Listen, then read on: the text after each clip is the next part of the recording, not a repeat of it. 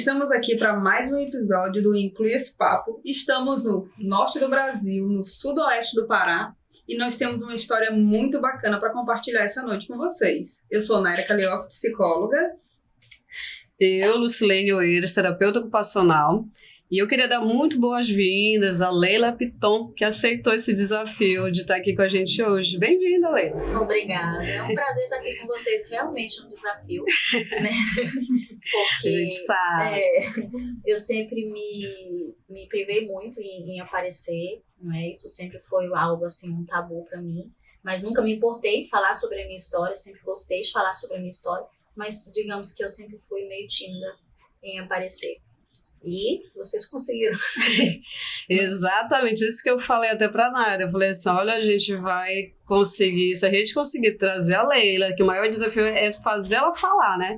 Mas assim, se ela aceitar, isso vai ser maravilhoso, porque ela tem uma história de superação maravilhosa para compartilhar com a gente. Por isso que eu acho que vale a pena incluir esse papo. Vale muito. E eu que vou puxar. Leila, você é aqui de Itaituba? Sou itaitubense, filha de Itaituba. E Oeiras, Lucilene Oeiras, o que fez você querer, e foi uma sugestão da Lucilene, um convite para você, Leila, e por que a história da Leila vale a pena ser contada, vale a pena incluir esse papo? A história da Leila é de superação porque a Leila ela teve um acidente que causou uma lesão medular, né, na região do pescoço. Literalmente, a Leila quebrou o pescoço. Né, e isso, né, falando da região norte, com toda a nossa realidade, assim, o diagnóstico acho que foi um dos piores que ela recebeu. E ainda assim, a Leila hoje vai mostrar pra gente, vai contar um pouco, né, que a gente vai conhecer, quanto que ela foi contra todos os prognósticos médicos, dizendo que ela não ia mais conseguir andar, sair da cama. A gente vai entender um pouco mais o que é essa lesão medular, né? E aí, pra gente entender melhor, eu queria que a Leila contasse como que tudo aconteceu. Né? Sim, vamos lá, vou contar com os mínimos detalhes, né? Tentando Isso. resumir. Então, eu trabalhava na época, o acidente foi em 2020. Dia 28 de julho de 2020, em alta pandemia. Pandemia, né? Em alta pandemia. Os hospitais todos lotados, sem vagas nas UTIs, voos cancelados. E eu fui fazer um curso em São Paulo. Era um curso que eu havia estado esperando há muito tempo para conseguir fazer esse curso. E por conta da pandemia, o custo desse curso ficou mais baixo. Eu falei, agora, minha hora. Eu fui fazer uma especialização na minha área, que na época era estética. Antes, mesmo? Eu era micropigmentadora. Então esse curso seria na tua área estética? Isso, na minha área, na área de embelezamento. Eu viajei para São Paulo para fazer esse curso. E no meu retorno, meu voo foi cancelado por 3 vezes. Fiquei 3 dias a mais em São Paulo. E eu tinha deixado meus filhos, eu tenho 2 meninos. O Cadu, de 13 anos hoje, e o Emanuel, de 6. Na época, o Emanuel tinha 1 aninho e meio, né? Eu deixei ele com a minha mãe. Um bebê. Era um bebê. E fui viajar. No retorno, meu voo, como estava sendo cancelado por vários dias, eu queria muito rápido chegar em casa por conta das crianças, né? Sim. E meu filho já estava, pela primeira vez, ele estava há tantos dias, né? Com a minha ausência. E eu pedi para o meu esposo, eu ia chegar em Santarém por volta de 2 horas da tarde. E se fosse para eu pegar lancha ou ônibus de Santarém para Itaituba, eu não ia chegar no mesmo dia em casa, eu ia chegar só no outro dia por conta dos horários. Aí eu pedi para o meu esposo ir me buscar de carro, que ele me buscar de carro, 7, 8 horas da noite nós estaríamos em Itaituba já.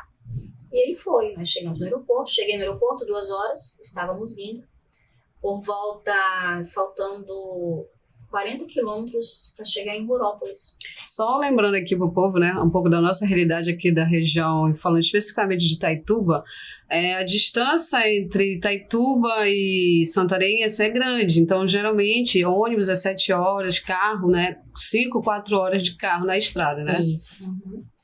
E meu esposo foi me buscar, e antes de chegar em Rurópolis, 40 quilômetros, assim, voltando um pouquinho atrás, como eu tinha acordado de madrugada para pegar o voo, eu estava com muito sono, com muito cansado, e foi o meu esposo e o meu cunhado no carro. E eu vim no banco Qual era o horário, mais ou menos, da viagem? 2 horas da tarde, ele me pegou no aeroporto. E Nós viemos, eu sentei no banco de trás, coloquei o cinto de segurança, sentei bem no meio. E ali, depois de alguns quilômetros, começou a me dar muito sono. Muito sono, muito sono. E eu simplesmente tirei o cinto de segurança e deitei no banco de trás do carro. Apoiei a minha cabeça, deitei de lado na minha bolsa. E ali eu apaguei. Foi eu deitando, simplesmente dormi. Um sono tão profundo, a qual não era o meu hábito dormir em estrada assim. Eu sempre fui muito tensa em estrada, nunca fui de ter sono. Só que eu tinha acordado muito cedo, né? E dormi. Há poucos minutos depois que eu tinha pegado no sono, o pneu do carro veio. Nós estávamos numa linha reta, o carro estava num retão.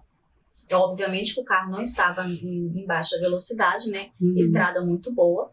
E o pneu do carro, do pneu traseiro, veio a estourar e a roda saiu. E o carro veio a capotar por várias vezes.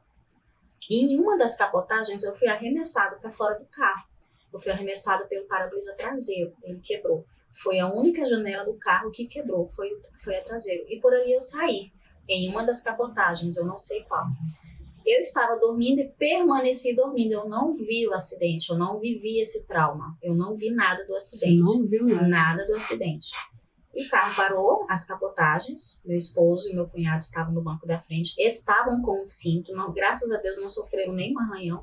Quando meu esposo olhou para trás, ele viu que eu não estava. Então ele saiu do carro, se desesperou, saiu me gritando, me procurando, né? Onde eu estava. Ele me encontrou em alguns metros distante do carro. Eu estava caída numa vala de pissarra. Ali eu estava desacordada. Isso era período... 4 horas da tarde. 4 horas da tarde. Isso. Por volta de 4 e pouquinho. Aí ele parou do meu lado e me gritou. Amor, acorda, você tá bem? Você tá bem? Eu abri meus olhos. Para mim, quando eu abri os meus olhos, eu estava simplesmente acordando daquele sono. Só que quando eu abri os olhos, eu estava acordando do sono, só que logo me veio na cabeça, eu acho que o subconsciente da gente, né? Assim, nós sofremos um acidente. Ele perguntou, você está bem? Eu falei, eu tô bem. Só que eu não sinto meu corpo. Eu já não conseguia mexer absolutamente. Sentia dor nesse momento, Lena? Eu comecei a sentir dor segundos depois no pescoço, né? Que foi onde foi a fratura. Região da lesão. A região da lesão. Foi uma dor muito forte. Era como se fosse um fogo no pescoço. Doía muito. Ele me encontrou completamente deitada, retinha no banco, retinha na vala de pissarra, né? Não tinha nenhuma outra fratura, não tinha nenhum ferimento em mim. Simplesmente eu estava como se tivesse alguém me pego daquele carro, colocado ali deitada, os braços em um lado do corpo, tudo certinho. E ali já começou a chegar muitas pessoas, foram muitos ônibus que pararam no local, várias pessoas ajudaram, estava um sol muito quente, fizeram uma cabaninha para mim, chamaram socorro. Na hora que eu acordei, permaneci consciente, fiquei consciente o tempo inteiro, conversando com as pessoas, me mantive calma, uma calma que não era minha, sempre muito calma, entendeu? O meu esposo ficou muito desesperado na hora, ele esmurrava o chão, gritava, né? Até porque ele viveu todo o acidente. Ele viu todo o acidente. Ele vinha na direção, né? Isso, ele estava vindo na direção. Então, ele, naquele sentimento momento, de culpa, ele começava a gritar, meu Deus, eu matei minha mulher, eu matei minha mulher. Sim. As pessoas que estavam ali me ajudando, eu falava assim, acalma o meu esposo, ajuda meu esposo. E tu preocupada com ele. Fala pra ele que eu tô bem. Era isso que eu falava, entendeu? Porque eu tava vendo o desespero dele. E eu tava muito calma. Tu é uma pessoa calma, Leila, geralmente? Essa é uma coisa interessante, porque você foi... Porque pelo teu estado, na situação, tu conseguindo acalmar até tentando acalmar seu marido. Não, eu tava muito tranquila. Uma tranquilidade que com certeza não era minha, não. Não era só Naquele uma coisa momento, tocou em ti ali, né? Com certeza. E então o socorro chegou 40 minutos depois. As pessoas que estavam ali, elas foram muito solidárias. O motorista do ônibus queria ir. Eles falaram assim, a gente não vai sair daqui enquanto ela não sair. Foi mesmo. Os passageiros. Os passageiros do ônibus, eles pegavam, como eu não sentia nada do meu corpo, nada, não toque, nada. Eles pegavam água gelada e jogavam nos meus pés, porque eles falavam assim, fica calma, você tá nervosa, você não tá conseguindo se movimentar, porque você tá nervosa. Você tá nervosa, você tá com trauma ainda do acidente. Eu falava, tá bom, mas eu não tô nervosa. Eu tinha consciência do que tinha acontecido comigo, eu sabia, só que eu não imaginava que seria, porque eu tinha quebrado o pescoço, né, uma fratura na cervical, eu tinha quebrado a coluna, então era alguma coisa assim. Só que depois que veio o diagnóstico que eu tive noção, né? Eu falei assim, mas eu tô calma. E as pessoas jogavam água gelada nas minhas pernas para ver se eu tinha algum reflexo. Uma reação. Alguma reação, né? Até aquele momento, você tinha uma noção ou imaginava o que poderia ter acontecido? Ou simplesmente... O que se passava aí na cabeça, Leilane? Eu sabia que nós tínhamos sofrido um acidente, eu estava consciente o tempo todo. Eu sabia que meu caso era grave, que eu estava sem movimento. Você já tinha uma noção disso? Eu tinha uma noção da gravidade. Eu não sabia que era tanto. Qual era o nível? Qual era o nível da minha gravidade. Eu sabia que você era grave. E naquele momento eu já começava a me imaginar sem andar. Porque eu estava vendo, eu estava ali no meu corpo, eu estava sentindo. Eu não sentia nada, absolutamente nada. E muita dor na cervical, muita dor no pescoço. E me mantive sempre quietinha, né? Aí chegou o resgate, fez os primeiros atendimentos, colocou o colar cervical. Todo mundo que estava ali me ajudou a tirar, porque eu fiquei numa vala, né, de pisar, ajudou a tirar dali. E eu fui transferida para Rurópolis, né, o hospital mais perto. Aí chegando lá, meu esposo estava tão nervoso que ele não conseguia passar informações dos meus familiares. E as pessoas perguntavam, eu que respondia. Eu sou filha de fulano de tal, lá em Itaituba, o telefone dele é esse. Quando nós chegamos em Rurópolis, meu pai também já estava chegando, já tinha saído de Itaituba para ir para lá. E então... De lá de Rurópolis, você foi transferida depois para Santarém. Fui transferida para Santarém. Quanto tempo ficou em Rurópolis ainda? Então, em Rurópolis, o médico, assim que ele chegou, ele me atendeu, fez os primeiros testes, fez o exame, viu que eu tinha fraturado. Lá ele disse que eu tinha fraturado apenas uma vértebra, né? E esse médico era o quê? Clínico? Clínico geral, Clínico em Rurópolis. Geral. De Rurópolis, né? De Rurópolis. Aí ele só falou assim para a enfermeira, o caso dela é grave, não coloca a mão nela, ela tem que ser transferida com urgência. E falou para os meus familiares que estavam ali. Isso era por volta de 5, 6 horas da tarde. Só que eu precisava do TFD. Eu precisava do TFD de Santarém, né? A liberação de Santarém para eu poder conseguir essa transferência. Uma vaga lá. Lembrando que era alta pandemia. Não tinha vaga nos hospitais. Olha que detalhe significativo na história. Não tinha vaga nenhuma, né? Então eu fiquei lá em Rurópolis até meia-noite, esperando essa vaga sair. E tava meu pai e meu esposo lá na sala comigo, outras pessoas, familiares que foram também, todo mundo muito desesperado. E a única pessoa calma, Leila. Era eu. Eu tava calma. Por toda a gravidade da situação, eu estava calma. Nesse momento lá no hospital, você já tinha noção? Já. O médico já tinha falado? Já tinha falado. Nunca me pouparam de nenhuma informação, nunca. É claro que falaram sempre a realidade para mim, só que para meus familiares falavam algo tudo muito pior, né? Todas as sequelas com que eu ficaria. Sim, sim. Né? Então, chegou por volta de meu pai o tempo todo, meu esposo indo lá na recepção, já saiu, eles não podiam fazer nada. Não podiam me liberar enquanto não fosse liberado lá em Santarém, não surgisse uma vaga, né? Não era um simples deslocamento também. Era não era muito complexo.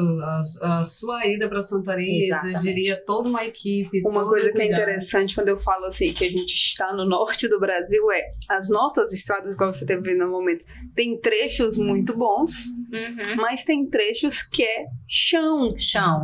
E aí você pensa, alguém que está com uma lesão, que tem que ficar imóvel, numa estrada que tem seus trechos bons, mas que quando é ruim, é muito ruim a estrada. Então pensa na logística dessa transferência. E a gente não tem ainda aqui, vamos pensar, uma UTI móvel, um esquema que possa fazer esse transporte com segurança. Não é algo da nossa realidade aqui. Exatamente. Isso mesmo. E aí meu pai chegou por volta muito desesperado, ali quase meia-noite, e ele olhou para o meu esposo e falou assim, Edivaldo, vamos ajoelhar em volta dessa maca aqui, vamos fazer uma oração? E eles ajoelharam e fizeram. Meu pai, ele triscou no meu braço. Foi a hora que eu chorei. Foi o momento que eu chorei. Foi a hora que eu desabei. Na hora que ele pegou em mim ali, ele orou com uma fé assim, tão grande naquele momento. E aí eles levantaram da oração, amém. Aí meu pai levantou da oração, passou 2 minutos, a enfermeira abriu a porta. Que lindo. A enfermeira chegou. Eu falo e até hoje eu me arrepio quando eu lembro desse momento. A enfermeira abriu a porta, a liberação dela saiu, já tá saindo. Aí eu entrei na ambulância e eu sempre muito medicada pra dor. A dor não passava, mas sono eu acordava com a dor e dormia. Essa dor já era pescoço, no cabeça? Pescoço na cabeça, porque o resto você não sentia mais nada? Não sentia nada. Foi no pescoço. Só que na hora que eles foram colocar o colar cervical, como eu estava no meio da pissarra, eles não podiam ficar mexendo com a minha cabeça. Tinha ainda pissarra. Era o jeito que, quando eles chegaram, eles tinham que encaixar o colar. Então, aquele colar foi encaixado entre pedras na minha cabeça. Então, eu fiquei ali, o couro cabeludo, no meio do colar cervical com pedra. Então, aquela pedra ficou ali na minha cabeça. Eu sentia dor. Eu falava assim, gente, tem pedras na minha cabeça. Eles enfiaram uns pauzinhos bem pequenininhos ali pra tentar tirar a pissarra do couro cabeludo, mas não saía. Tanto que quando conseguiram tirar esse colar cervical, tava todo cravadinho de sangue. E eu acho interessante, eu acho que a gente vai ter fotos aí. Seu cabelo era longo. Era bem comprido, meu cabelo. Ficaram um mês depois, não tá encontrando pissarra e marca. De tanta pissarra que foi nesse cabelo. E aí, esse processo da chegada em Santarém, como é que continua essa história? Né? Então, cheguei em Santarém por volta de 4 horas da manhã, fiz o primeiro atendimento, o médico confirmou a fratura e pediu para que eu ficasse ali, me colocou no corredor, numa maca, o hospital lotado, né? Fiquei no corredor lotado. Isso era regional?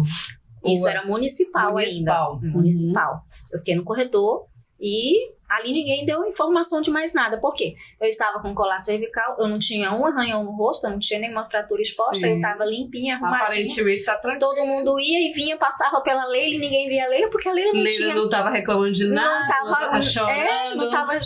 Gente, tá doendo, remédio pra dor. Gente, tô sentindo dor, remédio pra dor. E ali eu fiquei por volta das 4 da manhã até meio-dia. Até que então, isso umas 10 horas da manhã, a mesma ambulância que de Rhorópolis me levou para Itaituba, com os enfermeiros, eles tinham que retornar. Só que eles tinham que retornar com a mesma maca que me levaram. E aí, simplesmente, os enfermeiros chegaram pro meu pai e pro meu esposo e falaram assim, olha, nós temos que ir embora. Só que essa maca que ela está é de Rhorópolis. Então, nós vamos ter que remover ela da maca, colocar ela deitada no chão, no corredor, porque nós temos que ir embora. Aí meu pai e meu esposo falou assim, ninguém vai colocar a mão nela.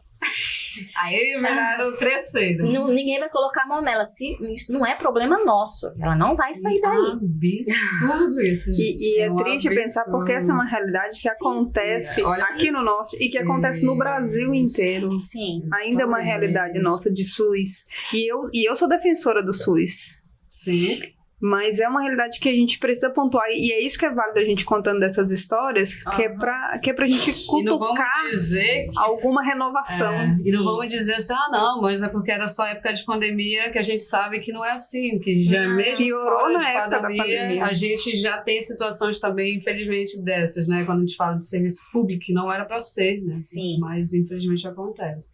E aí, te tiraram ou não tiraram? Como é que ficou lá a briga? Então eu fiquei lá era meio-dia, aí meu esposo desesperado, porque a minha dor só aumentava, e ele saiu gritando no corredor. Ele gritava meu nome, né? Leila Piton, o caso de Leila Piton. Ele ia gritando, ele ia abrindo todas as portas. E tá que ele abriu uma porta que eu acho que era da administração, não sei o que era. E ele gritou meu nome. E lá dentro tinha uma pessoa que me conhecia, que tinha sido minha cliente há algum tempo atrás. E ela ouviu meu nome. Quando ela ouviu meu nome, ela saiu me procurando. Aí ela subiu na escadinha e olhou o meu rosto, porque eu estava completamente tapada. Ninguém me via. Ela falou, eu vou te tirar daqui. E ali ela conseguiu me encaminhar para um quarto. Ela conseguiu fazer com que um neuro me examinasse. Mas isso foram horas e horas depois, ela também brigando. Isso porque te conhecia. Isso porque me conhecia. E foi por horas e horas depois, ela brigando para conseguir. Conseguiu, finalmente. Finalmente. Aí ela me encaminhou num quarto. E aí a neuro veio. Consegui fazer todos os exames de imagem e confirmaram que eu tinha fraturado 2 vértebras. C5 e C6. E ali eu recebi o primeiro diagnóstico. Ela vai ficar tetraplégica, ela precisa de uma cirurgia. E eles sempre foram muito diretos comigo ao me falar as coisas, sabe? Eles nunca me esconderam nada. Você vai ficar tetraplégica, significa que você não vai movimentar nada dos ombros para baixo. Você vai ficar com inúmeras sequelas. Isso eu ouvi inúmeras vezes de médicos lá dentro. Eles nunca me pouparam de nada. E eu só confirmava. Permanecia calma o tempo todo. Como se aquilo...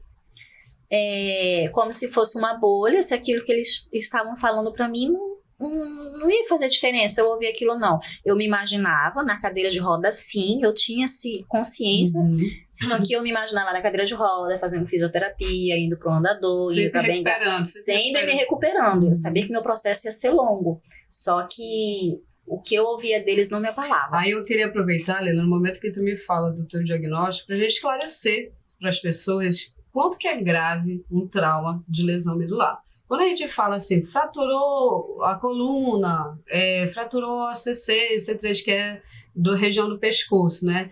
Aí às vezes as pessoas ficam na cabeça assim, não, mas é o osso, né? Daqui a pouco imobiliza, deixa parado um tempo e vai recuperar. Quando a gente fala lesão medular, significa que além do osso, é como se chegou na medula, né? Que está dentro da nossa coluna. Lembrando que a medula, gente, ela é um feixe de nervos, né? Ou seja, assim, ela faz parte do nosso sistema nervoso central, que é o encéfalo, e tem a medula. Ou seja, terminou ali o tronco encefálico, começa a medula. Ela vem um ramo, assim, bem frágil, por isso que ela fica bem protegida lá no meio da nossa coluna, dos nossos ossinhos. Só que quando tem esse trauma que é muito forte, que atinge ela, aí a gente começa a se pensar em grandes sequelas, porque imagina que nessa medula vai começar toda a comunicação com o resto do corpo. O cérebro manda informações através dela e ela manda informação para o corpo. Quando, dependendo do nível onde é essa fratura, a gente vai ter a lesão a partir daquela vértebra para baixo. Quanto mais em cima, mais perda a gente tem de função motora, de sensações e até algumas funções, por exemplo, de bexiga, intestino, né? E aí, como eles bem enumeraram várias vezes para ti, várias sequelas. E para medicina, eles já falam logo, olha, não tem melhora, não tem recuperação. Se recuperar é o mínimo, você nunca vai conseguir. Quando eles falam tetraplegia, perder o movimento tanto de braço quanto de perna, né? Não é só das pernas aí, ou seja, literalmente a pessoa vai ter que passar o resto da vida deitada numa cama acamada. Então, olha o nível que foi a gravidade, né, desse acidente com a Leila. E mas na cabeça dela, o que ela pensava? E aí eu te pergunto, o que fez tu contrariar tudo que te falaram? O que fazia tu dizer assim, não, isso aqui entrou aqui, saiu por aqui, porque na minha cabeça meu plano é esse. Eu não tinha opção. Tu não tinha opção? Eu não tinha que opção eu tinha. Eu não tinha uma opção. Eles me deram essa opção, eu não quero. Eu não tenho opção. Eu tinha 2 filhos pequenos. Meu bebê tinha 1 ano e meio. Pensou muito nos teus filhos? Muito dos meus filhos. Então, gente, eu sou mãe, eu não tenho opção. Eu tenho a minha família. Então, a minha opção é eu ir atrás. A minha opção é melhorar. Depois desse diagnóstico em Santarém, Leila, vocês foram atrás de outros profissionais em outras cidades, em outro estado? Fomos. Depois desse diagnóstico em Santarém, lembrando que desse dia eu passei 7 dias ainda para conseguir a cirurgia. 7 dias esperando a cirurgia. Porque aí teve que... Porque quebrou-se e a gente tinha que colocar alguma coisa. Sim, eu precisava. Eles falavam assim, olha, tinha que recuperar as vértebras, né? Eles falavam assim, olha, você vai fazer a cirurgia, mas é só para você conseguir segurar a sua cabeça. É isso que é interessante o pessoal que está ouvindo a gente, que quando quebrou, ela perdeu sustentação de cabeça. Exatamente. É igual quebrar um braço, igual quebrar uma perna. Isso aqui que a gente está fazendo... A região da lesão, ela literalmente não controlava mais nada. Eles falavam assim, olha, sua medula ficou dilacerada. Você teve um trauma na medula muito grande. Então, a possibilidade de recuperação não existe. Então, a cirurgia vai ser apenas para fixar o seu pescoço, para você ter controle da sua cabeça, mas não vai mudar em nada a sua situação. Tá bom. Ponto. Isso eu ouvi por 7 dias, até eu conseguir uma vaga na UTI, no regional, para eu conseguir fazer a cirurgia. Então, em alta pandemia, né? Então, a cirurgia foi feita, e logo me deram alta. Eu com febre para casa, por conta do alto risco de infectação da Covid, né? Que graças a Deus... isso não ocorreu. E ainda tinha isso, né? Tá te esquivando. Sim. E então voltamos para casa, eu recebi alta numa sexta-feira. Na segunda-feira nós já iniciamos com a fisioterapia. Você voltou para Itaituba ou ficou em Santarém? Eu fiquei em Santarém. Por quê? Aqui em Itaituba nós não temos, eu não sei se hoje já tem, mas na época não, nós não temos ainda fisioterapeuta neurofuncional. Não, a região neurologista, assim, nessa área de neuro não tem. E naquele momento era uma equipe especializada que eu precisava. Uma pergunta, você foi encaminhado para reabilitação? Não. Nem te deram essa possibilidade, Não né? me deram. Foi só assim, você não pode, você não tem mais chance. Você não pode, você vai para casa, você vai ficar... É isso. Né, passaram todas as sequelas com que eu ficaria, né, a bexiga, o intestino, sensibilidade, só que mesmo assim ainda não foi 1/3 de tudo que nós tivemos, eu e minha família tivemos que descobrir sozinhos. Reabilitação era uma palavra que não foi te apresentada nesse momento, do pós-cirurgia. Não, em nenhum minuto falou assim, olha, faz fisioterapia, você vai precisar fazer isso. E como é que ficou isso de vocês ficarem em Santarém para ir atrás de fisioterapia? Quem que direcionou essa vontade ou como surgiu? Eu tenho que agradecer muito a Deus todos os dias pela minha família, porque durante o tempo que eu estava no hospital, o tempo todo a minha família estava correndo atrás de tudo, de todas as informações possíveis. Porque já estavam estudando tudo, estudando sobre todo o meu caso. Quais seriam os profissionais. Exatamente. E já pensando fora até do Pará, né, da região. Isso foi um pouco tempo depois, foram 6 meses depois que veio a ideia de nós pesquisando muito para a gente poder sair da cidade, né, de Santarém e procurar um tratamento avançado, fora mais intensivo. Isso Então, 6 meses você ficou fazendo já tratamento em Santarém? Fiquei fazendo tratamento em Santarém. E aí eu acho que é interessante porque eu gosto de desenhar as coisas para eu visualizar. Então eu imagino, eu não sinto nada daqui, eu não tenho controle de cabeça ainda, porque mesmo pós-cirúrgico você ainda não tinha. Não, a minha cabeça, quando eu sentava, alguém tinha que segurar, porque a cabeça pesa muito. Então eu não suportava o peso. Só tem uma noção aí, né? Só tem uma gente, eu falei, gente, como a nossa cabeça pesa? Por isso que bebezinho não suporta a cabeça. Isso é real. E alguém tinha que ficar assim, muitas vezes eu tava fazendo fisioterapia e no meio ali eu tinha que parar para alguém segurar a minha cabeça, porque eu não suportava o peso da minha cabeça. Então tudo isso, gente, nós vamos para casa, eles te mandam embora para casa, eles não te dão uma cartilha pós-lesão medular. E são muitas coisas ali começam a acontecer com você que você não faz ideia. Será que isso faz parte do que eu estou passando ou não? Igual quando eu comecei a ter os espasmos, as espaticidades. Eu lembro que a primeira vez que me deu, o meu cunhado me pegou no colo e foi me colocar em cima da cama. Ele me tirou do carro do colo e foi me colocar em cima da cama. Quando ele me colocou em cima da cama, todos os meus músculos se contraíram, que é a espaticidade, né? A contração involuntária muscular. É isso, né? Isso, os espasmos, né? A espaticidade. Literalmente, os músculos começam a se contrair involuntariamente. Involuntariamente. Então, eu fiquei toda torta, teve aquela contração ali. Eu não sabia o que era aquilo, nunca me falaram que isso poderia acontecer. Então, a família toda, um olhou para o outro ali, todo mundo ficou em silêncio naquele momento. O que é mais isso? O que está acontecendo? Exatamente. Então, eram fisgadas nas pontas dos dedos. Cada dia era uma nova descoberta, era um novo susto. Era um novo susto, né? A questão da bexiga também, né? Então, eu fiquei pensando que a Lucilene trouxe que se perde, se eu perco a comunicação, então você teve que reaprender, inclusive, as suas necessidades fisiológicas básicas. Básicas, né? Porque para tudo eu precisava de ajuda. Pra tudo eu precisava de ajuda. Literalmente, tu renasceu, né, amigo? Graças a Deus. Porque tu começou do zero. Comecei do zero, tive que reaprender a tudo. Ela começou tendo que controlar a cabeça. Qual é o primeiro controle que a criança vai fazer? Controle de cabeça. Então, ela realmente voltou, zerou. 28 de julho. 28 de julho de 2020, literalmente zerou a vida. Literalmente voltou do início a reaprender a controlar o corpo. Né? A minha vida, ela parou ali. Vida, né? A minha vida naquele minuto, tudo que eu era, tudo que eu fazia, tudo que um dia foi, ali parou. De agora em diante você vai ter que se reinventar. E foi realmente, eu me reinventei em todos os aspectos, como mãe, como esposa, como dona de casa, como empresária. Eu tive que me reinventar em tudo. Isso foi graças ao apoio imenso que eu tive de profissionais assim e da minha família. E eu imagino, porque assim, voltando um tempinho antes da sua, você me falou que você tinha ido para um curso. Então você estava em um momento de carreira, de profissional, que acredito que estava bom. Graças a Deus. Você estava indo atrás de novas habilidades. Exatamente, uma especialização que eu queria fazer há muito tempo. E aí, de repente, isso afeta financeiramente, isso movimenta a família, um neném. Um bebê, O nosso financeiro foi praticamente a zero, porque todas as nossas condições financeiras foram investidas no meu tratamento. Não só minha, né? Nós não tínhamos, mas toda a família se mobilizou para tudo aquilo, porque chega uma hora que tudo acaba.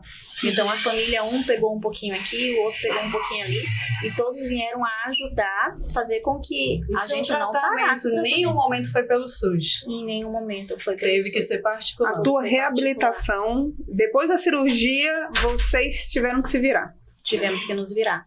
Eu conseguiria esse tratamento pelo SUS? Sim. Só que não seria o suficiente pro meu caso. E infelizmente eu falo para vocês, se eu tivesse ido atrás do tratamento pelo SUS, hoje eu não estaria andando. Não estaria, né? Não estaria andando de maneira alguma, porque a gente sabe que 20 minutos ou 40 minutos de fisioterapia 2 vezes por semana, 1 vez por semana, aquilo vai te fazer não regredir. Mas não é aquilo que vai te colocar... Não tem ganho. Não tem ganho. Ele só não deixa tu perder. No meu caso, não. No meu caso, não. E olha que interessante, eu não sei, Itaituba hoje a gente tem um centro de reabilitação, mas essa época não. E Santarém também não tem um centro especializado. O CER foi inaugurado, o Centro de Reabilitação foi inaugurado exatamente nesse ano, 2020, só que ele ainda estava se estruturando, ainda não existia essa reabilitação neurofuncional, a gente ainda não tinha profissionais especializados para essa área. Tinha a fratura, né, mais a área da ortopedia, mas assim, falando realmente de uma reabilitação neurofuncional, é muito mais exigente. A gente volta até no processo, se ela não foi nem encaminhada... Se a rede nem encaminhou... Se a própria rede não acredita, né, que ela poderia ter ido para uma reabilitação, ter tido uma recuperação. E essa fala eu ouço às vezes de pacientes que passam pelo processo do AVC, que vão fazendo a busca pela reabilitação de uma forma autônoma. Ainda não é uma realidade esse encaminhamento para essa reabilitação. Não. E que bom que você foi atrás, porque esse é o ganho da neurociência para a nossa época, é esse nome, reabilitação, neuroplasticidade. Então fala um pouquinho, Leila, pra gente como é que foi desse seu nascimento, dessa sua reabilitação. Foram 6 meses em Santarém, aí depois tu queria mais. Foram 6 meses em Santarém, porque assim, eu perguntava pros meus fisioterapeutas, o que mais a gente pode fazer? Eu já fazia 2 horas de fisioterapia pela manhã e 2 horas de fisioterapia pela tarde. Isso todos os dias? Todos os dias, de segunda a sábado. Eu queria domingo, mas eles não deixavam. Eu queria domingo, mas eles não deixavam. E não era só fisiomotora. Ali incluía fisioterapia pélvica, que eu fazia todos os dias.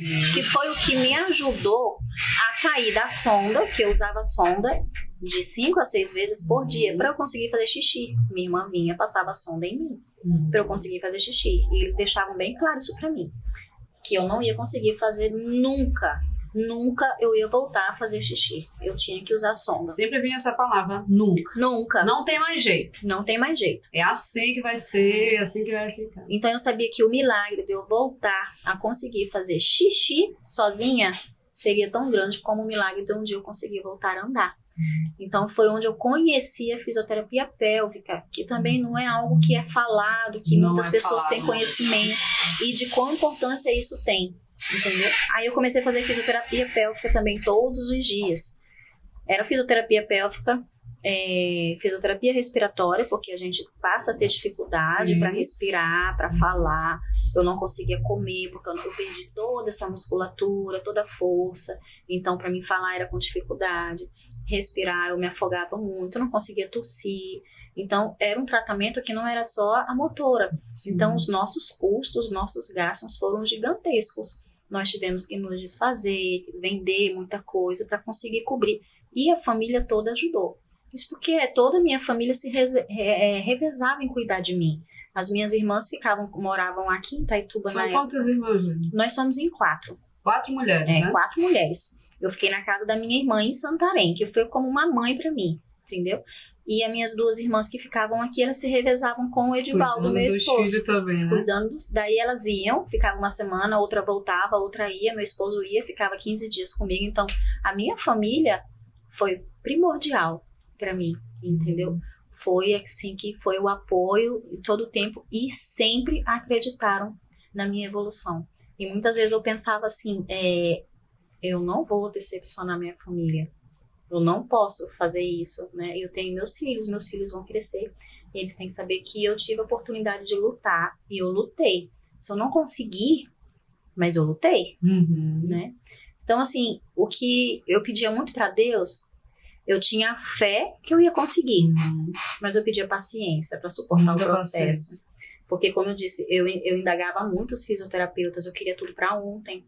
Para mim, eu estava perdendo muito tempo. Eu vim de uma vida, eu estava vindo de uma vida muito agitada. De repente parou. E de repente parou. Então, aquele fato de ficar deitada e fazendo fisioterapia, para mim, eu queria que tudo que a evolução fosse rápida, entendeu? Que acontecesse mais rápido. Então, eu falava para eles, o que mais eu posso fazer? Eu fazia fisioterapia de manhã e de tarde. Eu falava, o que mais a gente pode estar fazendo para melhorar? Aí a gente colocava uma hora a mais. Vamos fazer esse mês de intensivo, vamos fazer muito, muito. Você que estava instigando. Entendeu? Mas alguém chegou em algum momento e te orientou ou você acabou indo atrás mesmo? De mais? Demais. Sempre nós fomos atrás de mais. Eu pesquisei o tempo inteiro. Você começou a pesquisar. Pesquisava. E Leila, você está falando de recuperação. fisioterapia? E aí eu fico imaginando 5, 6 horas de fisioterapia aí, como se fosse algo simples. Porque assim, 5, quero mais. Como é que é um processo físico? Muito cansativo e de muita dor. Então, porque assim, eu quero mais. E aí eu fico pensando que a maioria das pessoas que eu conheço que vão ao fisioterapeuta para uma reabilitação, a primeira queixa é dor. E aí você que estava reaprendendo tudo e agora já com um corpo maior, já com estrutura óssea maior, como é que eram essas sensações lá, Leila? Gente, era muito cansativo, né? Naquele momento ali de exaustão, embora que eu não dava o braço a torcer para eles. Eles falavam assim, você tá cansada? Eu falava, não, eu tava morrendo por dentro. Eu não aguentava mais. Quando o fisioterapeuta falava lá no portão, bom dia, me dava aquele, mas eu vou ter que fazer, entendeu? Eu vou fazer. Então, aquele momento da fisioterapia sempre era muito cansativo. Quem gosta de fazer fisioterapia? Não, é muito cansativo. Em algum momento, Leila, teve vezes, você com você mesmo, que você falou, não vou dar conta? Nunca. Nunca passou. Nunca passou isso pela minha cabeça, graças a Deus. Deus sempre manteve. Eu pedi para Deus nunca deixar eu perder a minha fé, a minha força. Você já ouviu falar de resiliência? Eu acho que você é sobrenome. Leila Piton é sobrenome de resiliência, porque não é fácil. Ter essa força que você teve, eu sou psicóloga, acompanho, não é fácil. E é um processo de acreditar em si mesmo, desejar coisas boas para si mesmo. É um processo que muitas pessoas estão correndo atrás desse treinamento. A Leila, ela desafiou a ciência, né? Ela desafiou as leis, os impostos médicos, né? Que geralmente, quem é que vai desafiar o que o médico falou? Se o médico digamos que está no topo lá da pirâmide de dizer ter o diagnóstico. Isso. E aí como é que eu vou dizer assim, não é isso, eu não aceito isso.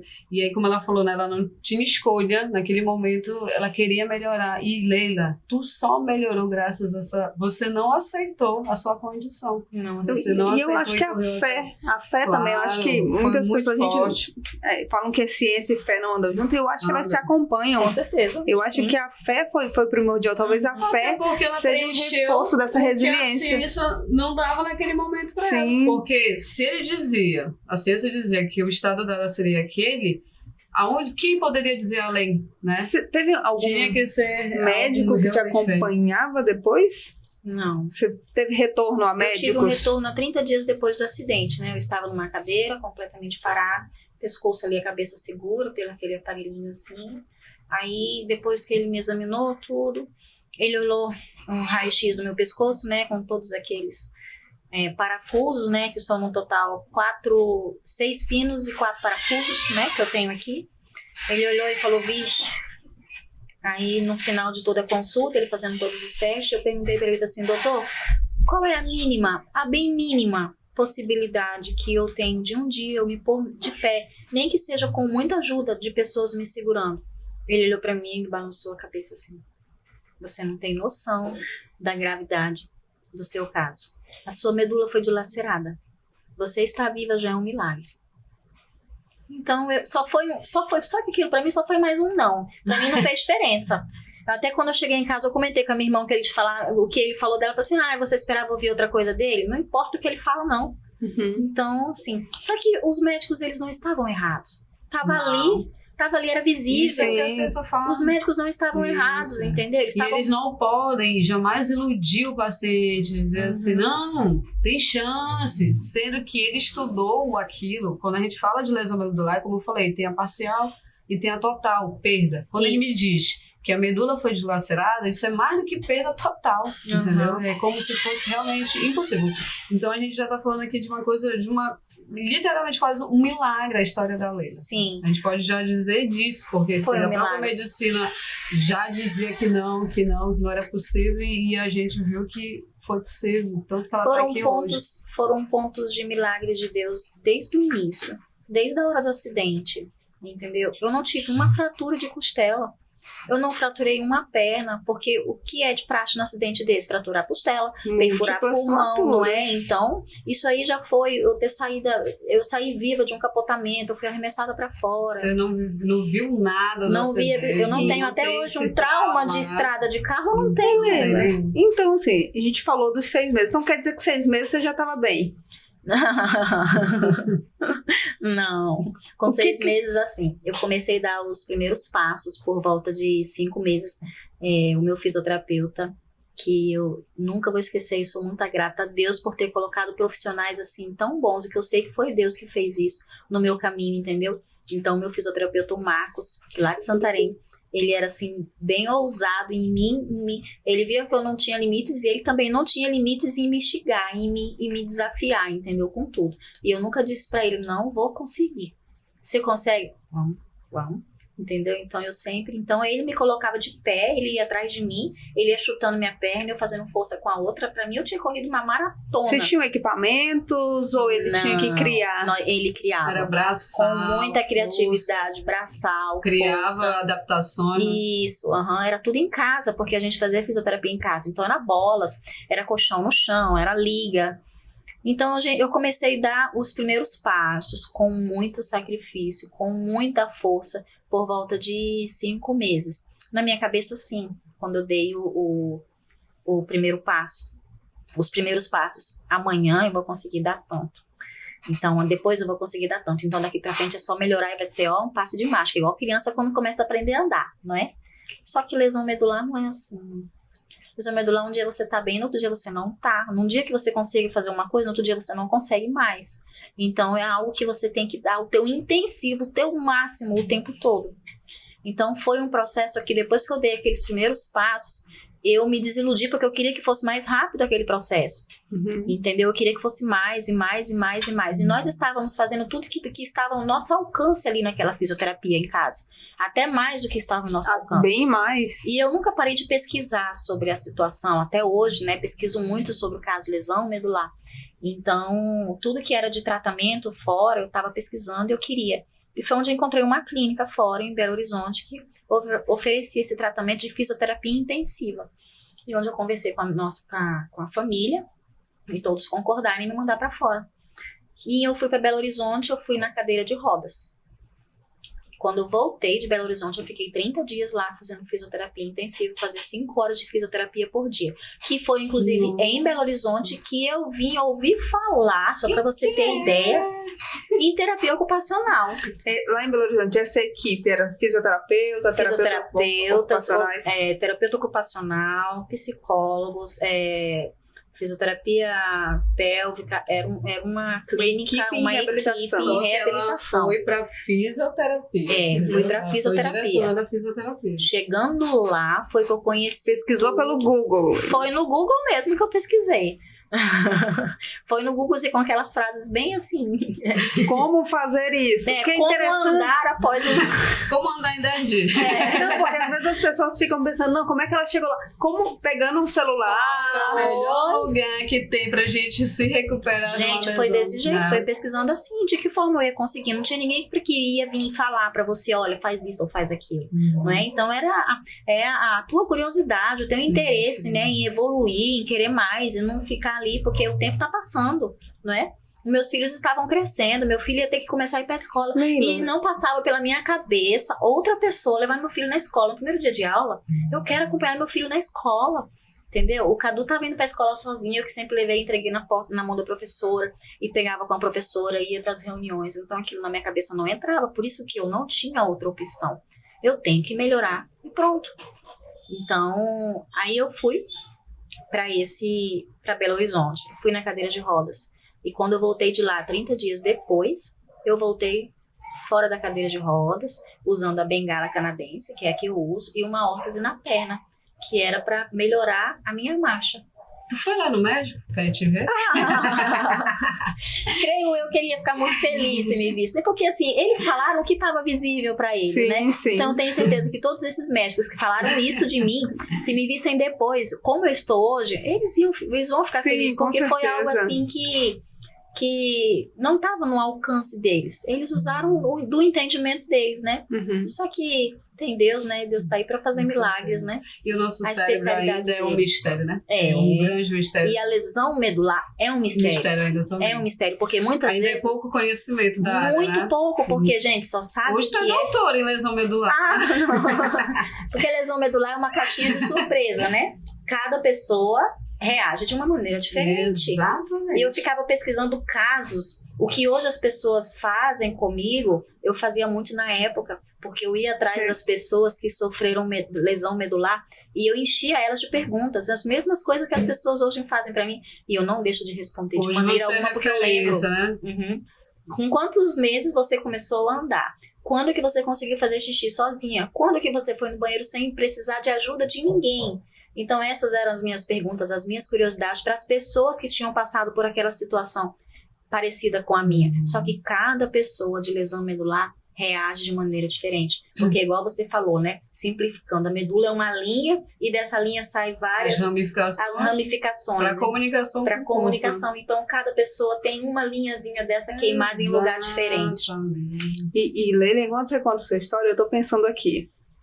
Mulher, você era uma mulher no auge de carreira, com as suas vaidades e tendo que reaprender, assim, da questão do mínimo, do básico. Uma mãe que aí teve toda essa... Dizem sempre que nunca duvide do poder de uma mãe, né? E como é que tava esses sentimentos aí, Leila? Por exemplo, de se olhar, se ver mulher, a questão da feminilidade, essa maternidade, nesse processo de mergulhar nessa reabilitação. Como que caixinhas eram essas aí dentro da cabeça? Olha, eu vou ser sincera com você que tinham muitas coisas, enquanto eu estava vivendo aquele processo ali, que eu evitava ficar pensando. Porque eu sabia que se eu ficasse pensando, lembrando, medindo o meu passado e comparando o meu passado com aquele meu presente, eu ia me emocionar, eu ia me frustrar e aquilo ia atrapalhar a minha evolução. Então, muitas vezes eu até falava para as minhas irmãs assim, o segredo é não pensar. Porque se eu pensasse, eu me emocionava, aí eu chorava. E chorei por várias vezes, ficava nervosa, entendeu? E só que uma questão que sempre me emocionou muito foi o lado mãe. Foi o lado de ser mãe, foi o lado de ver meus filhos separados, porque o Cadu, o meu mais velho, ficou comigo em Santarém, o Emanuel ficou com a minha mãe aqui em Itaituba, minha mãe que estava cuidando dele, eu via meu filho a cada 15 dias. Então eu evitava até ficar pensando, minha mãe mandava fotos, mandava vídeos dele para mim, falando palavrinhas novas, então aquilo era algo que me frustrava, entendeu? Eu, como mulher, como a vaidade que você falou, aquilo se tornou uma coisa assim... Segundo plano. Que segundo plano, tão pra mim, naquele momento, tão fútil, tão sem importância alguma, entendeu? Perdeu a importância. Gente, o que é isso?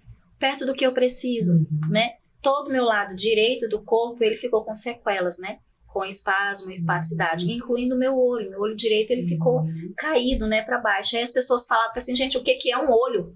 Eu não me importo com o meu olho, entendeu? Isso pra mim não é mais nada perto do que o que era um cabelo comprido, que eu tive que deixar curto e tenho que manter ele curto, né?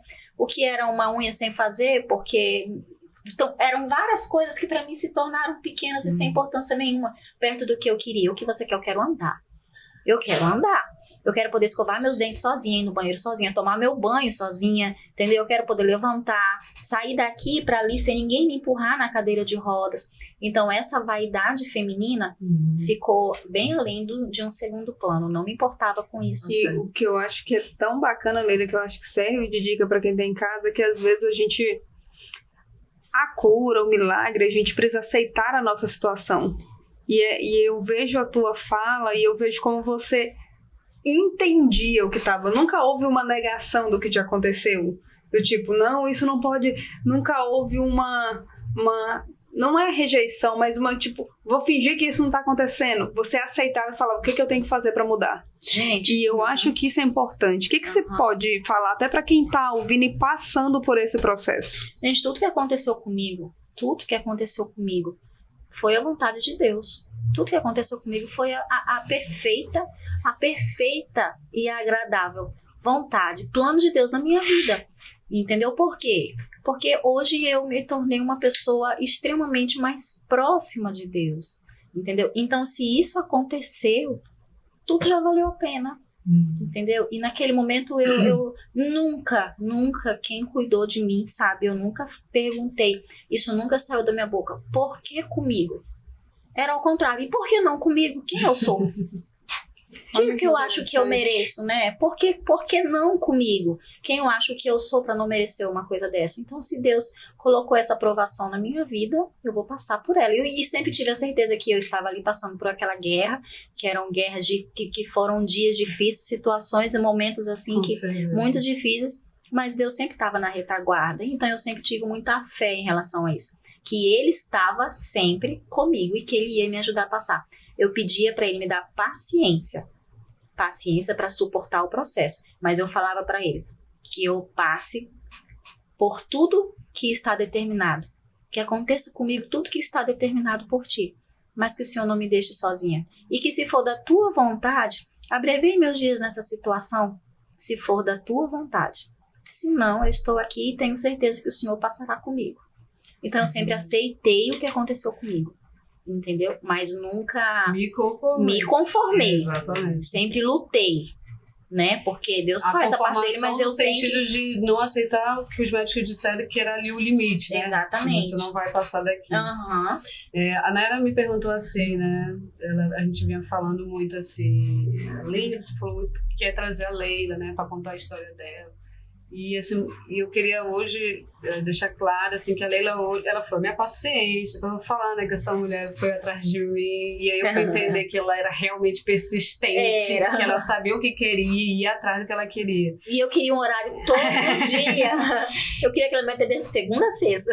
Hoje eu digo assim que a Leila é uma amiga que eu aprendi a admirar e a respeitar, mas foi muito engraçado, né, quando a Leila descobriu na vida dela que assim, bom, ela queria ficar em pé, ela começou a ficar em pé, começou a andar comigo, mas ela diz assim, opa, mas eu não tô conseguindo fazer algumas coisas aqui com a minha mão, né? Ela descobriu a terapia ocupacional, gente, lá em Belo Horizonte, Minas Gerais, né? E a partir daí, a Leila começou, acho que, uma investigação. Tem terapia ocupacional lá em Itaituba, em Santarém. Como é que foi isso? Então, foi lá que eu descobri, né? Cheguei lá e eu vi, eu falei assim, olha, nunca tinham me falado, nunca escutei falar, olha, você precisa fazer terapia ocupacional porque as suas sequelas da mão direita, do braço direito, vai melhorar você e tal. Nunca me falaram isso. Chegando lá em Belo Horizonte, ao qual não fui atrás disso, ouvi falar, via terapeuta ocupacional trabalhando, eu falei, olha, acho que isso vai ser interessante pra mim. Vou chegar nessa. Tô gostando aqui, o senhor ela tá trabalhando os dedos da pessoa, eu lá, meu dedo não tinha movimento algum na minha mão, não tinha nenhum movimento de nada. Aí cheguei, fiz a terapia ocupacional e vim desesperada. Lá ainda em Belo Horizonte, eu liguei para minhas irmãs, procura terapeuta ocupacional em Santarém. Em Itaituba eu acho que não tem, mas eu ia para Santarém, eu não vinha para Itaituba, né? Primeiro eu ia para Santarém. O foco era Santarém. Aí cheguei em Santarém e já foi imediato, já comecei a fazer a terapia ocupacional. E aí bateu o desespero em Santarém. Eu já tinha 7 a 8 meses que eu estava em Santarém, vivendo essa vida de filhos longe, marido longe. Meu marido só vinha a cada 15 dias. E eu cheguei naquele limite em que eu falei assim, não dá mais, eu tenho que ir embora. E eu tenho que me reabilitar dentro de Itaituba com o que eu tenho lá. Chegando em Itaituba, eu Bora catar o que tem. Bora catar o que tem. Eu falei, Vou gente, montar uma equipe de reabilitação aqui em Itaituba agora. eu tenho que procurar. E aí foi onde me indicaram a Lucilene, né? Mandei mensagem pra ela implorando.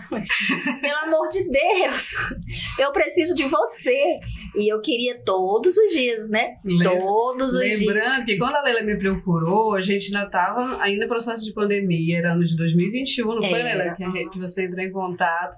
E aí eu lembro que eu estava como coordenadora do centro de reabilitação, atendendo. Eu era, no momento, a única terapeuta da cidade, tentando dar conta do que eu podia. E geralmente chegava mensagem para mim: oi, eu queria um horário com você, né? Só que assim, as pessoas geralmente mandam: oi, bom dia, espero a gente responder. Aí eu já vi, quando eu recebi a mensagem, eu achei até engraçado, porque já tinha assim: oi, daquele oi finito, né? Tudo bem? Aí já foi explicando. Essa mulher é diferente. Já foi falando logo todo lado, toda história. Tipo, resumir logo, pra não perder tempo nem com isso. E aí, por favor, eu preciso de você. Tipo, nesse nível, eu fiquei, meu Deus, o que essa aqui é mesmo. Quem é essa pessoa, né? E isso já me chamou a atenção. Eu logo respondi. Eu acho que eu não demorei pra responder, né? Eu acho que eu respondi. Olha, você demorou alguns minutos, mas foi uma eternidade, porque eu fiquei olhando pro celular. Eu falei assim, será que ela vai me responder? Porque eu sabia, era a única aqui. Era a única oportunidade que eu tinha. E se essa mulher não fosse me atender, eu ia bater na casa dela. Aí por aí eu já entendi quem era Leila. Quem era Leila Piton. O desafio que ia chegar, né, pra mim. E assim, lembrando que eu sempre, na área da terapia ocupacional, falando um pouco, a gente trabalha muito com a reabilitação física, na reabilitação funcional, que é realmente tentar recuperar essas funções. E eu estava exatamente num centro de reabilitação, né? Até então eu trabalhava no CAP, saúde mental, que não tinha nada a ver com o contexto. Então eu estava no processo que eu já estava em estudo, estava me preparando para atender esse público, e foi o momento que a Leila surgiu. Então parece que tudo foi uma sincronia realmente do que aconteceu.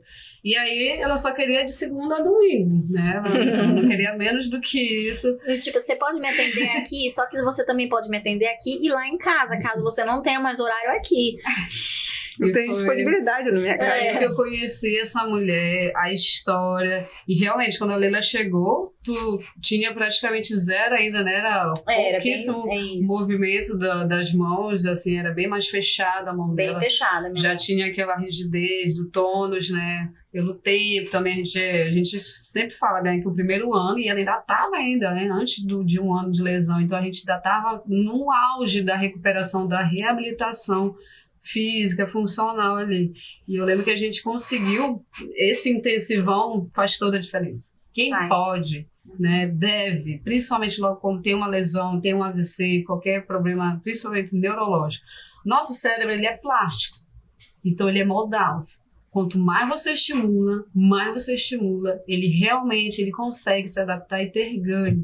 Então esse pensamento, que eu não sei nem de onde a Leila tirou, que eu quero mais, quero inspiração muito mais, divina. mais, e eu quero melhorar, ganhei isso, mas agora eu quero mais. Isso é que fez ela realmente conseguir ter tanta recuperação no quadro dela, né?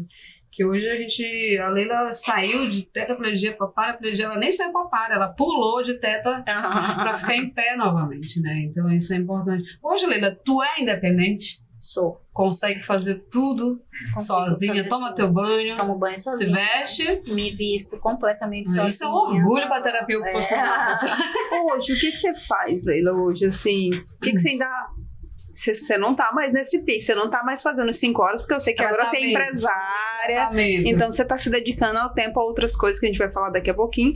Mas hoje, em relação ao tratamento, o que você faz? Hoje eu faço fortalecimento muscular, academia. Entendeu? O que eu faço hoje é fortalecimento muscular. Deu folga para os fisioterapeutas e foi para o educador físico. Eu dei um pouquinho de folga para os fisioterapeutas, né? E hoje eu estou com o educador físico, né? Que é uma pessoa maravilhosa também, que está me acompanhando, muito, muito dedicada ao meu, que foi desse jeito que eu cheguei para ela também. Pelo amor de Deus, preciso de você.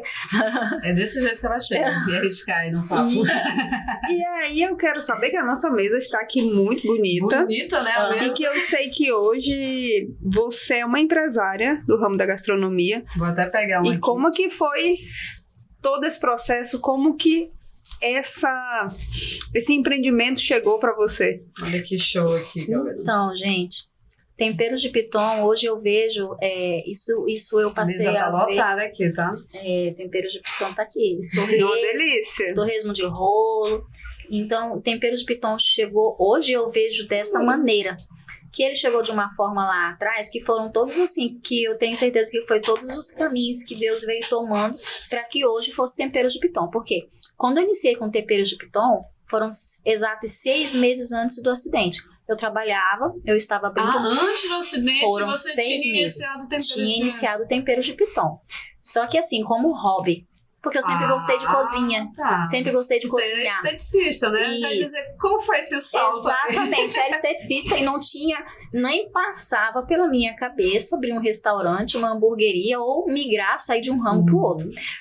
A culinária, fazer comida, tá lá na beira do fogão e da pia mesmo, sempre foi o meu hobby. Seu hobby. Ali passava Meu todo o meu passatempo. estresse, o meu passatempo, cozinhar para Olha só. família e cozinhar para muita Que gente. hobby interessante. Então, faltando 6 meses antes do acidente, eu cheguei pro meu esposo e propus para ele para que a gente pudesse fazer feijoada no final de semana, um prato que eu gostava de fazer. Eu gostava de fazer comida para muita gente, aqueles panelão grande, sabe? E minhas comidas sempre foram assim, de muita comida, nunca foi nada fino. Então, eu trabalhar com comida fina, não, eu gostava de comideira, entendeu? Comida. Comida. Mesa cheia, todo mundo Isso. farto. Panelada, feijoada, caldeirada. Todas as adas. Todas as adas. Então, E falando, gente, sem brincadeira, quem conhece aí Tempero de Piton é maravilhoso. Tô sentindo falta da feijoada, tá? logo ela volta, tá nos planos. Então eu comecei, há 6 meses atrás, propus pro meu esposo, vamos fazer no final de semana? Vamos. E nós começamos a fazer no sábado. Só que foi um boom a feijoada nos sábados, tão grande que a gente não estava esperando por aquilo. Eu fazia na minha cozinha e tive que passar para a área, fogão industrial, e só atendia no delivery. Então foram 6 meses antes e comecei naquele pique. Quando eu sofri o acidente, parou o Tempero de Piton. Acabou com feijoada, acabou com tudo. Quando eu voltei para Itaituba, que eu diminuí um pouco o passo da fisioterapia e falei, agora eu vou dividir um pouco. Eu tenho fisioterapia, só que eu também tenho que me dedicar porque eu sentia algo faltando do meu profissional. Eu precisava de uma carreira, eu precisava fazer alguma coisa, eu tenho que me reinventar nisso também. Para minha área da estética, infelizmente, eu fui consciente em saber que para ela não era possível voltar, pelo menos não naquele momento. Então, tinha que me reinventar. E foi onde voltou o Tempero de Piton, que eu tinha iniciado sem esse propósito. Sem essa pretensão. Sem isso, entendeu? De que continuar e ter. E foi onde voltou o Tempero de Piton. Eu falei, eu posso começar, não preciso eu diretamente estar atrás ali fazendo, só que eu posso pegar um outro ramo que talvez seja mais fácil a gente delegar funções, ter pessoas ali, igual hambúrgueres, né? Primeiro veio a ideia da pizza na cabeça, aí depois não, vamos pro lado de hambúrguer, sem fazer ideia do que era uma hamburgueria. Nós entramos com a cara e a coragem. E é onde voltou novamente Temperos de Piton. Veio de uma forma assim que nós não estávamos esperando. Veio... as coisas foram surgindo de uma maneira que eu digo que realmente foi a mão de Deus em tudo. Veio por quem não esperávamos, de uma maneira que não esperávamos, do tamanho que a gente não imaginava de maneira alguma. O espaço de vocês está lindo. Lá então, quando no primeiro dia de inauguração, assim, antes eu vendo aquela cozinha trabalhando, eu falei assim, gente, eu não acredito que isso aqui nós conseguimos, é real, entendeu? Olhava pro meu esposo e falava assim, gente, isso aqui é nosso, isso é real. E como nós saímos do pó para isso, do nada para isso aqui. Então foi Deus desde o início até o fim. Leila, tu tem orgulho de ti? Eu tenho. Tem, porque eu tenho. Tenho muito orgulho. Eu acho que todo mundo que tá ouvindo a tua história tem muito orgulho e deve estar emocionada. A gente fica emocionada porque é uma história linda, linda. Quando a gente ouve, fala assim, mas não é um acidente, recuperou, ok. Mas quando a gente tem aquele veredito, você não vai melhorar, você não vai sair disso e a pessoa simplesmente dizer, não, eu não aceito isso. Eu quero melhorar, eu não tenho a opção de não melhorar. E ela conseguiu provar, né, que é possível se recuperar, se reerguer, renascer. quase Sim. como uma fênix aí, nasceu das cinzas, começou do zero. Um empreendimento que era apenas digamos, um passatempo, hobby que ela ama cozinhar, virou hoje o que você Uma é, renda, né? Hoje renda da família. você é uma empreendedora, né? Você junto com o seu marido, né? Vocês administram lá. Hoje vocês estão com um espaço lindo, inaugurou esse ano, né? Porque antes era delivery, né? Era só delivery. Delivery, era baguete maravilhosa. Isso, nosso baguete foi só um delivery. Hoje, quantas opções a gente tem no cardápio hoje? Hoje nós temos de hambúrguer 14 hambúrgueres, fora as entradas e petiscos e bebidas. Fora os baguetes. Fora os baguetes. E eu falo, Nossa. quem vai lá e sente o clima, quem vier a Itaituba, vale a Tu pena sabe como conhecer, é o clima porque lá? é uma delícia. Familiar. É muito gostoso É mesmo. um clima de família. E eu ouvi na história da Leila, quando você fala assim, realmente é inspiradora. E eu penso assim, eu fui anotando aqui alguns ingredientes que eu pensei na rede de apoio. Como que é funcional e como que é necessário, como a rede de apoio é importante. Você fala assim, quando eu estava lá, minha família estava estudando, pesquisando, e para ter esse movimento precisa-se de uma rede de apoio. E essa dose de motivação, eu fui, quase que a gente pode escrever um livro de resiliência de Leila. Resolver um problema por vez. Eu lembro quando você falou da tela, você falou assim, eu estava trabalhando as pernas, tentando ficar em pé. Mas eu olhei e falei, olha, ela mexe com a mão, eu vou chegar lá. Depois que eu já conseguia movimentar as pernas, aí você falou, agora a mão. Uma coisa por vez. Por mais que era intenso, mas você entendia que era uma coisa por vez. Quando você falou do foco, eu não posso pensar em tudo que eu era. Não, eu quero pensar onde eu quero chegar. Então eu acho que até essa questão do foco é importante a gente destacar, de resolver uma coisa. A gente não resolve tudo. É um dia por vez. Às vezes no outro dia perde um pouquinho do ganho.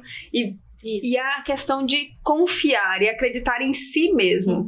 Eu acho que é muito lindo ouvir você falando isso, essa autoconfiança. E aí eu até anotei aqui, você não só buscou ajuda, você aceitava ajuda, você pedia ajuda, você corria atrás dessa ajuda. Como que isso é? Você ia atrás da solução. Você podia só parar e reclamar, Leila. Era uma opção. Você falou, eu não tinha. Você podia parar e reclamar. Você tinha outras opções. Uma coisa assim que eu não fazia, e eu não... Era algo assim que me doía em fazer, era me reclamar, embora que muitas vezes o nervosismo, o estresse, o problema sempre foi assim, a minha impaciência, né? Era me reclamar para minha família, era estar ali e chorar, embora que me viram chorar por algumas vezes, né? E chorar para eles. Leila é humana. Porque né, na hora que batia precisava também ter seus momentos, né, Leila? Precisava. Eu precisava desse descarregar. Pra carregar de O novo. momento para mim difícil, sempre o momento mais difícil para mim era quando amanhecia o dia. É quando eu acordava, porque quando você abre os olhos, o que você faz? Você se espreguiça na cama, você puxa a coberta, você senta, você arruma o cabelo, você vai pro banheiro, você toma banho, você escova o dente. Eu não. Eu abri os olhos e ali eu ficava. Tinha que esperar. Enquanto eu abri meus olhos ali eu ficava, eu tinha que ter muita paciência. Então, o momento mais difícil para mim era o amanhecer do dia. Então, eu tinha que esperar. E vinha minhas irmãs, uma me sentava e a outra vinha e escovava meu dente. E muitas das vezes elas vão lembrar disso, que eu sempre falava, quando elas chegavam perto de mim de manhã, eu falava assim, espera mais um pouquinho, que eu tava esperando passar aquele momento meu que não era fácil. Espera mais um pouquinho, já a gente toma banho, já eu saio Porque daqui. você sabia que tinha tanta coisa pra fazer. Era muita coisa pra fazer e aqueles processos era dolorido. Embora que a gente se divertia muito também, a gente ria muito naqueles momentos junto, que uma pegava o tronco, a outra esquecia as pernas. Eu imagino que deve ter muitos memes aí que era pra ter sido gravado em várias situações cômicas. Então, que nem era pra ser, mas ela trouxe o ar da graça. Não, nós ríamos muito, mas muito com muitas situações ali. Quando minha mãe chegava, teve uma vez que pela manhã eu sentei naquelas camas, né, hospitalar, me sentaram na cama, tava ali de manhã. Aí meu pai e minha mãe estavam em Santarém, tinham ido me ver, minha mãe chegou de um lado, meu pai chegou do outro. E estar perto do meu pai sempre era uma coisa assim que me desabava com muita facilidade. Eu podia estar segurando um choro o dia inteiro. Quando ele chegava perto de mim, eu me segurava para não chorar. Aí ele chegou perto de mim, me saudou, tá tudo bem? Só que eu não consegui falar, ali engasgou. E minha mãe estava do meu lado e infelizmente aquele dia eu comecei a querer chorar. E quando eu olho pro lado, a minha mãe tava chorando, segurando, apertando meu braço. Tipo, ela queria fazer alguma coisa por mim. Aí eu falei, mãe, por favor, não chora. Porque eu nunca tinha visto minha mãe chorar. Nunca tinha visto ela chorar. E naquele momento eu me pus no lugar dela como mãe. E eu me coloquei no lugar dela assim, gente, a dor que a minha mãe e meus pais estão sentindo é muito grande, porque eu, como mãe, eu não suportaria ver um filho meu nessa situação. Então eu me segurava muito para não chorar perto daquelas pessoas que estavam perto de mim, que eu sei que elas me amavam muito, que me amam muito, que estavam ali fazendo de tudo que a minha família pôde fazer por mim, eles fizeram tudo e mais um pouco, entendeu? Então eu me privava muito naquele momento de sentir a dor, por mais que muitas das vezes eu não conseguia.